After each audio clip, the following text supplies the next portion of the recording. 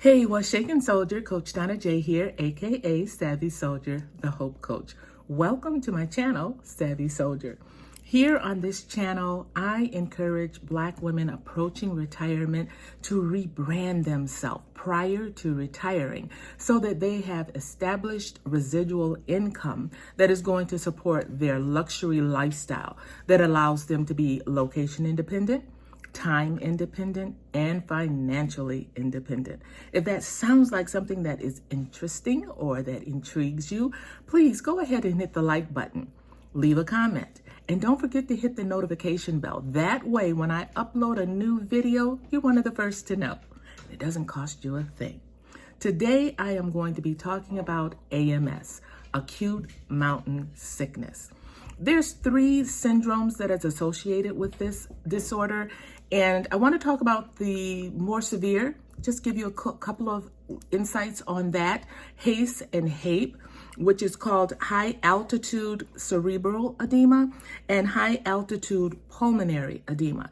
Now, those are like the end stage syndromes of acute mountain sickness, and it can be life-threatening if not treated appropriately and promptly.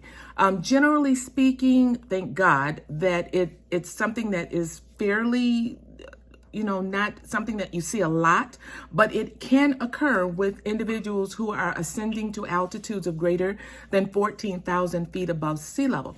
And they're doing it at a fast pace. If it's not done acclimated, they run the risk of experiencing this severe acute mountain sickness.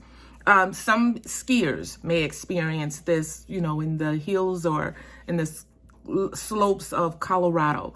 About 1 in 10,000 people may experience this, I am told. Now, those are 2 syndromes that are more on the they're more something that we don't see too often.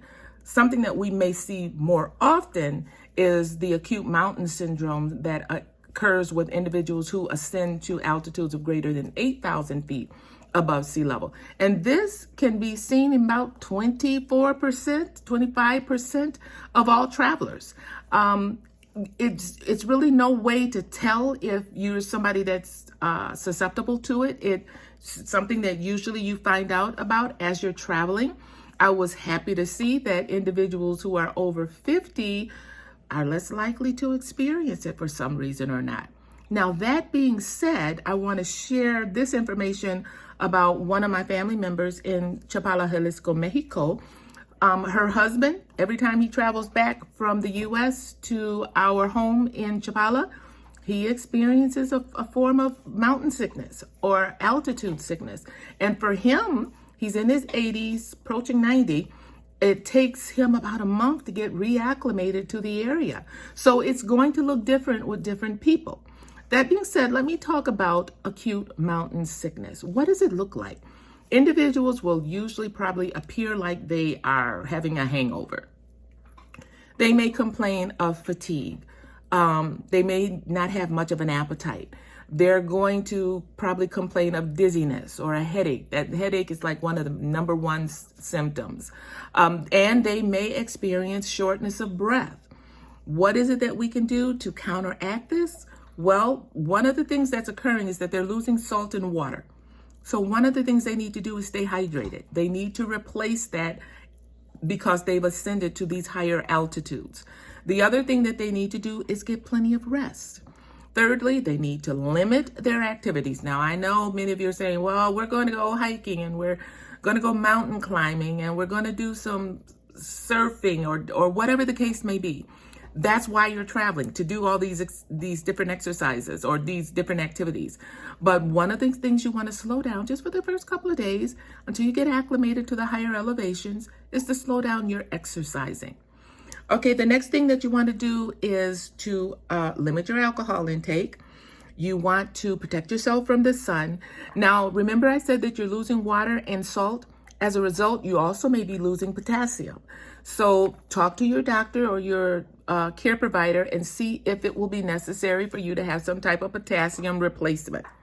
The other thing and the final thing I want to say that you may need for the first couple of days is medication. One that you can take is called acetazolamide. And I'll leave the name of that in the prescription. Now, I am not a doctor. I am not prescribing or giving any medical advice. I'm just sharing what I know to help you grow in your travel endeavors to keep you safe. So talk to your doctor about it. If you know that you're going to be traveling to higher elevations than normal, talk to health providers to see what things you need to put in place to keep yourself safe so that you can have an enjoyable time. I hope that this has been very informative for you. Please, as I said before, leave a comment. If you have more questions, I'd love to give those answers to you, even if it requires me to look them up. I don't know everything, but I do love a good challenge to find out some information to share with my listeners to help us grow together. Until next time, be well, live free, and prosper.